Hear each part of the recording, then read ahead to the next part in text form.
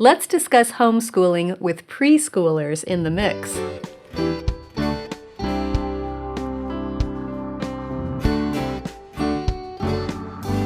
Welcome to the Simply Charlotte Mason podcast. I'm Sonya Schaefer. One of the biggest challenges a homeschool mom faces is trying to get schoolwork done with preschoolers in the mix. Well, my friends, Jenn Faas and Laura Pitney, are here to help me discuss this today. What do we have to say? I mean, between all of us, we've had 13 preschool kids, and you have one currently, and a baby, right, Jenn? Yes. Okay, what has worked, what is working to get homeschooling done with preschoolers also in the mix? I feel like one sanity saver for me actually doesn't even involve the preschoolers. It involves my older kids, and that's some form of weekly checklist. And I've been doing that for years now, and I think without it, I don't know what would happen. I don't even want to think about that. It would be chaos in my house, but so that I can be with the little ones and work with the little ones or do anything that derails, my older kids can just keep on going, and they have a list that they work from of independent work that they can just keep on going without me. And so when the little ones are napping in the afternoon, well, I only have the baby napping in the afternoon now, but usually when that's happening, there's a little bit more downtime. And so that's when I can come back and meet with the big kids and make sure that they're on track. But if I'm unavailable, they can still keep working. They know what to do. So that I'm has been a huge assuming thing. that didn't just happen overnight, that you had to train those older kids Absolutely. so that they could stay focused and do the work on their own. Right, absolutely. And I even see that happening now with my 7-year-old is starting to ask for a list. So he sees that is one really interesting thing and fun thing about having, big ones doing school and still having little ones, because they see what the older kids are doing and they want to be like the older kids. They look at them as role models. And so now even my 7-year-old is saying, well, what about me having a list, and can you print me off a checklist? And so that's Now, kind you've of got fun. kids all the way from your baby up to high school. I do. Correct? I do. 6, 7, Six. 6 now. Six. Okay, yeah. Yes. Good. So high school, middle school, elementary, preschool, and a baby. And a baby. So You look great. You're like my hero. For sure. One thing that I think is really important is before you start school for the day, spending time with the little ones so that they don't feel pushed aside and never, mom is always too busy for me, where maybe you have breakfast and then while the older ones are doing their chores, cleaning up the dishes or brushing their teeth or whatever it is, you're spending one-on-one time with that preschooler just to help them know that they are important as well before you say, okay, now I need you to go over here and play quietly while we do this. sure, because you can't expect so much out of them until you've really filled their tank. Yes. Or I've heard that bank account, you have to put money in order to be takes money out, right? So you have to spend that time with the little one in order to have some expectations of them after that, right? And so that's definitely a helpful thing to make sure that they get some one-on-one time first before you move on to the next. I think a big factor in what you just talked about with trying to get school done, homeschool, while you have the little ones in the home too, is to have a plan and be organized. And Sure. some moms do that by the day. Some people do it by the week, by the month, or whatever that looks like. But I think when you have little ones around and you're still trying to accomplish school with older kids, you just need a plan.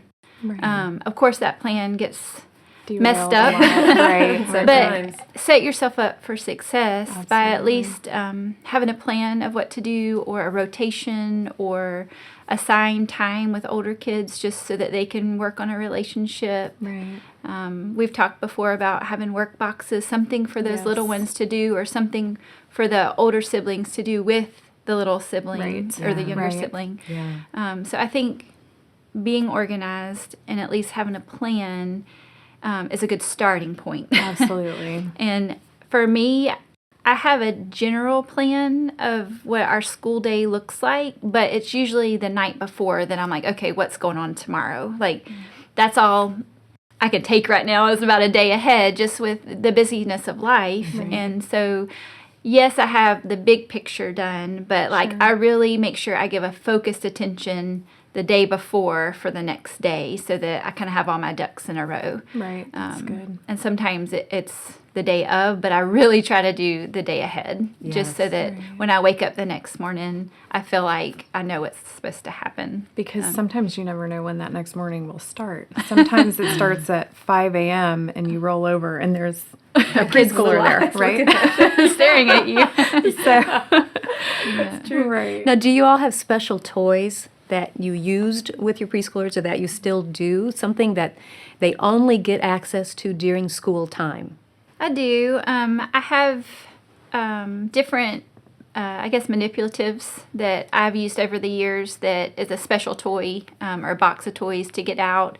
One thing that I feel like has worked well with my preschoolers is if I'm sitting down at the table with an older kid to work on, say, copy work or something along those lines, then I may have my preschooler in the high chair next to me or on the bench next to me, and that's their time to use crayons on a paper. Or, I try to mirror some of the activities that apply, just because that makes them feel big, but it's also can be a distraction. So I think it's just a fine line of figuring out what you can do with the younger one, but I feel like it's really important for them to still feel like they're being included in school, if you want to call it school.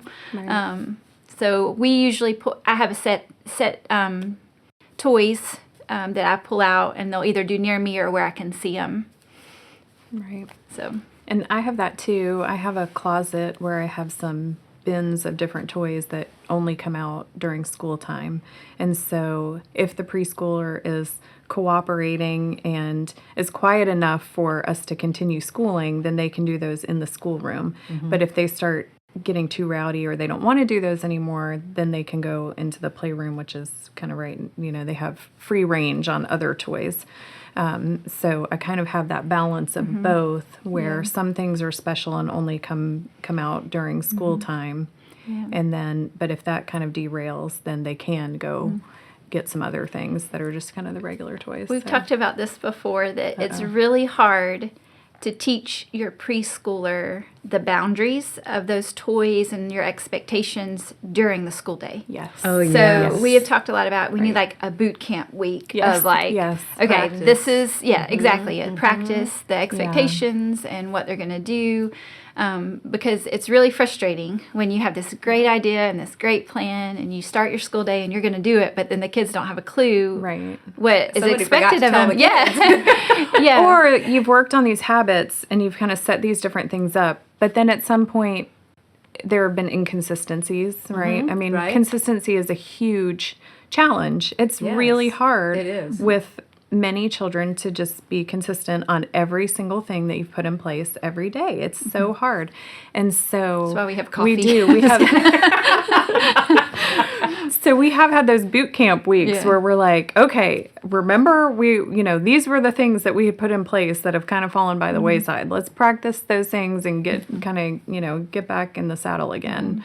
And so that's helpful to just kind of refocus. And I think it's okay to take a break, to take a little break from the school and get some of those things back on track, because you're in the long run, you're going to get so much more done than to just keep going as it is if you need to work on some things. Does that make sense? Yeah. Absolutely, yeah. And maybe not even just boot camp to review expectations in this situation. I think it's important that we remember that we need to work with that preschooler on obedience all day long, not just during school time. So that, like you said, it's consistent. They know that they are expected to obey no matter when or what or whoever. Yes, good. So what kinds of things, you talked about it's important that they feel included. Many of our school subjects, we can include them. I'm thinking picture study, they can look at the pictures. Music study, they would love to march around to the music or whatever it is. Nature study, they'd love to do that. What other kinds of things might we include them in? Ideas?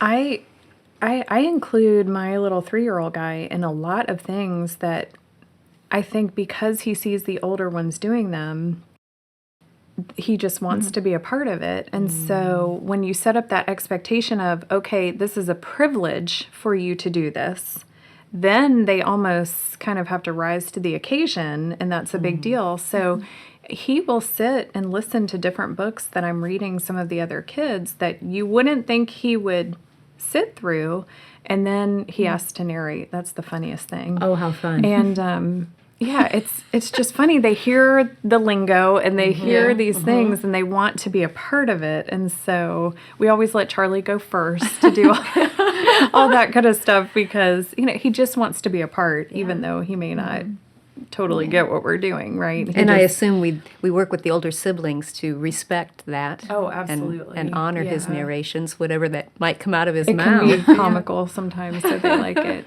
Yes, so What fun. but they like to be included, so they really do. I mean, Yeah. Well, you mentioned the subjects of music and art study and those type of subjects that are short, focused lessons. Yes. But then a lot of our school lessons are, well, I say a lot, but quite a few are me reading out loud or whatever that looks like. So one of the ideas that I have always implemented is the blanket time. yes. And so that has been a lifesaver when I have crawlers or even a 3-year-old, whatever the age, them learning that boundary of, okay, I just put your special quilt out and you need to play quietly and stay on this quilt, and then I can sit in the chair and read out loud. And so that way the younger one might not necessarily be directly involved, but they're at least in a safe,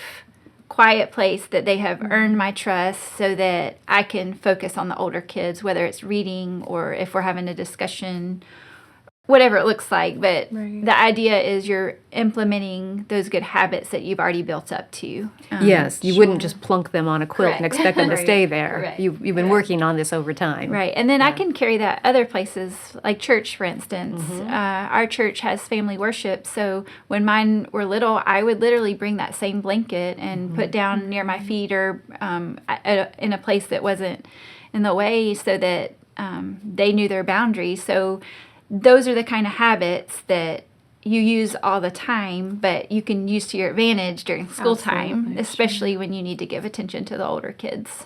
Right. Book time on their bed is another great station, if you will, Yes. to where you can give them a instruction and just say, stay on your bed and look at these picture books for You a little did bit. use the stations I did. a lot, And that was helped. helpful. Right. Yeah. So again, it was me trusting my child to obey and follow whatever guidelines I gave them. But I knew that child, that preschooler, was having book time in the room where I could do one-on-one time with another kid, whatever the subject was. So, yeah, I had lots of stations around my house, but that was just how we had to function. I had to Right. know where my kids were, especially my little ones. That they had to learn their boundaries and earn my trust to where they could, get those special privileges. Right. But it also freed me up to be able to get the things that I needed done with the older kids, or even just sitting down for a few minutes and some peace and quiet for my own sanity. It's still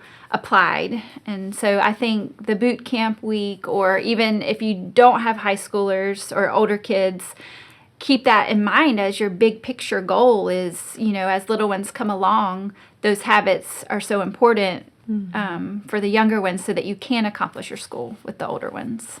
So when you're doing the stations, another thing I was thinking of, the last episode that we talked about preschoolers, we mentioned that visual timer, and that's another place where that visual timer really can come in handy. I Yes. love that thing. And so then they know how long they're expected to stay in room time or how Eternity. long No, just kidding. blanket time. Because when you're out of sight, it's like, did mommy forget me? That's Yeah. right. And if they see that timer, they know. Right. They're how not much forgotten. time they can, and then you can build it up too. You can start with 5 or 10 minutes, and then you can build it up to a longer period of time, so you can Right. work for longer with the other ones.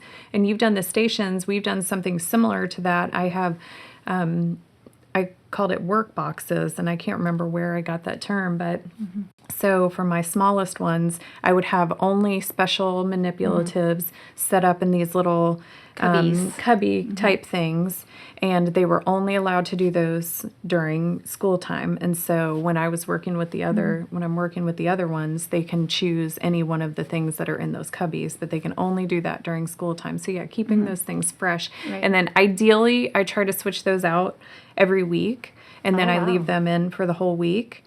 But that doesn't always happen because of the consistency. But okay, give me some ideas of what these things, these magic toys are, or manipulatives. What kinds of things were in your cubbies and work boxes? Well, I was going to say the work boxes were kind of, to me, different than just the special toys set aside to pull out, because I know we mentioned that.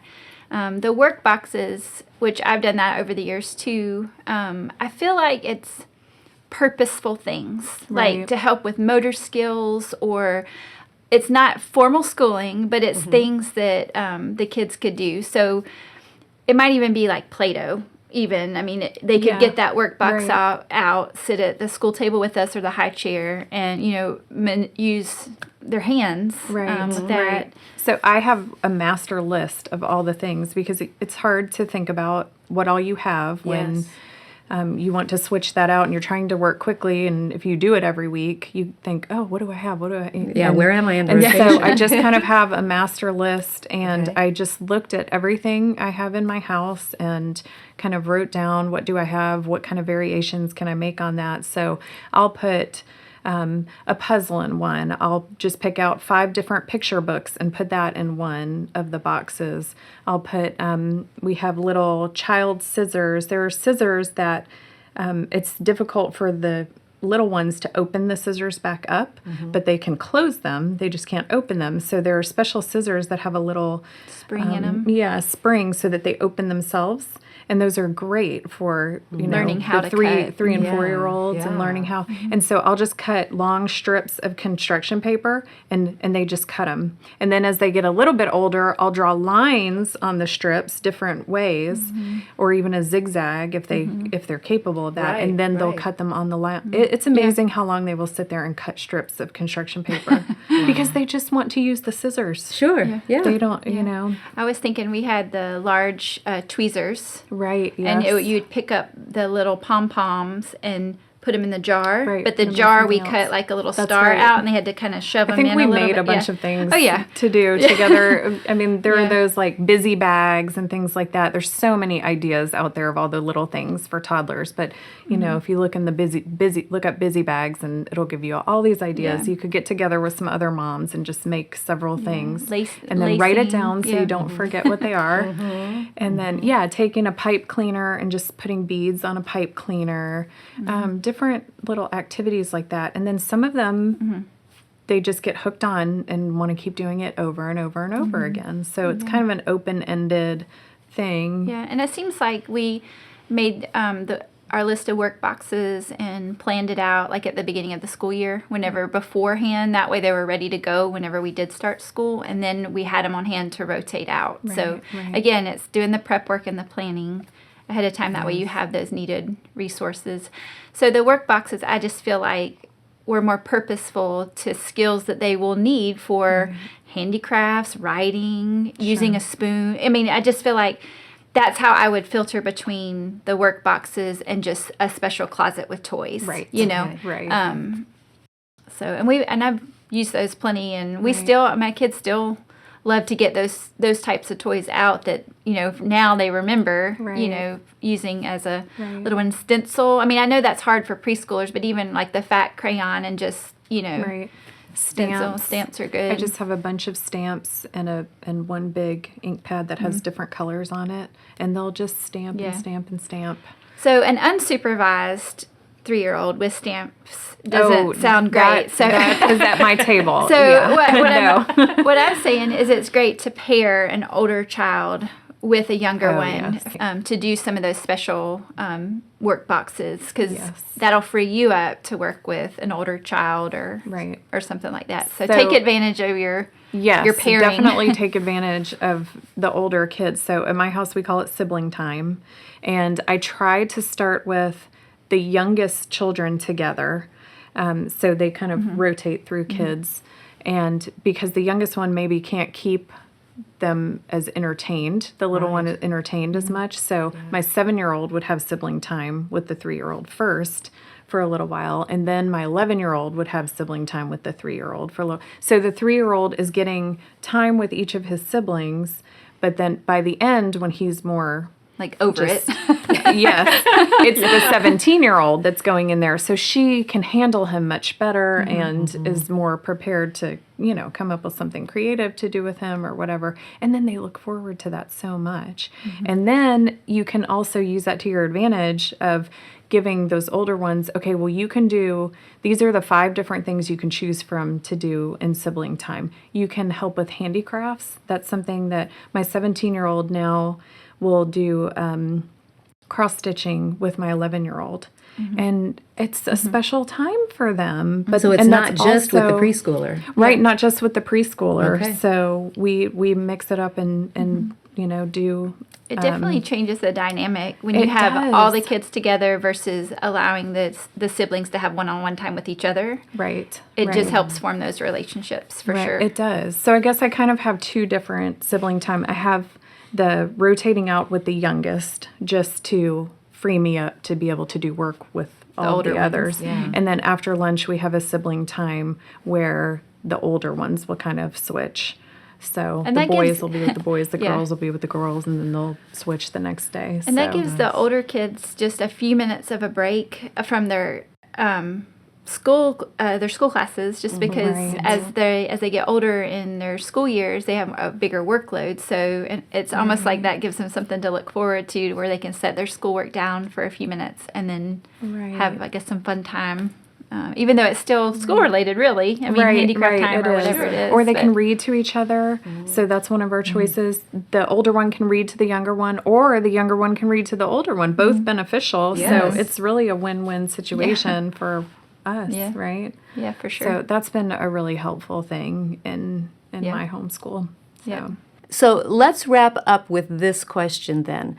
How do we keep the balance? With so much of Charlotte Mason, it's all about balance, book work and working with things, and inside and outside, and teach the person, but you still make progress. And all of this, you have to keep a balance. Talk a little bit about balancing your homeschool and your preschoolers. Sure.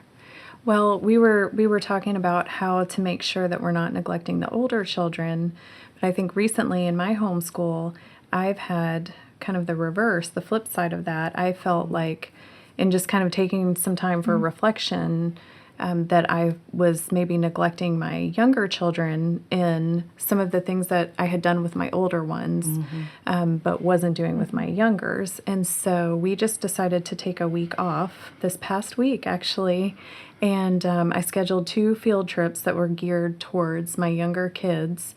And that was something that I had just done all the time with my older ones. Yes. And so I think reflection is a key thing. For me, my oldest is signing up for the SAT now and dual enrollment, and we're looking towards graduation and those kind of things. So I have gotten a little wrapped up in that. Yes.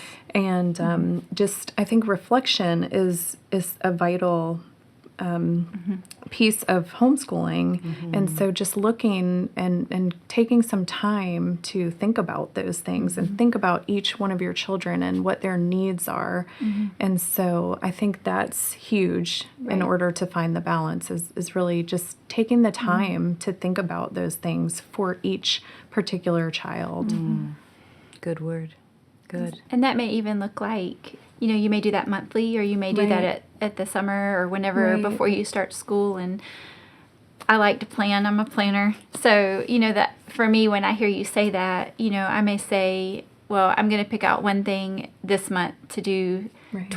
geared towards this kid. Okay, next month I'm going to pick one thing that's geared towards this child, or if we do age groups or younger and older. So, it's kind of how we do our school lesson planning. It's we look at the big picture of what we want to accomplish, and then we go work our way backwards to breaking it down. So it could be the same thing with, the focus of activities or children or one-on-one time, Right. big picture overview, and then work your way backwards practically of how you can implement those really good ideas. Right. Right. Thank you. Thank you for this discussion. It's been good. How about you? What has worked well for your homeschool when you have preschoolers in the mix? Leave a comment. Share your idea. And if you have a question you'd like us to discuss, put that in the comments too. Let's get your questions answered. If you enjoyed this video, be sure to subscribe so you don't miss an episode. We also have an audio version of this podcast, or you can read it on the blog post at our website at simplycharlottemason.com. Thanks for joining us. I'll see you next time.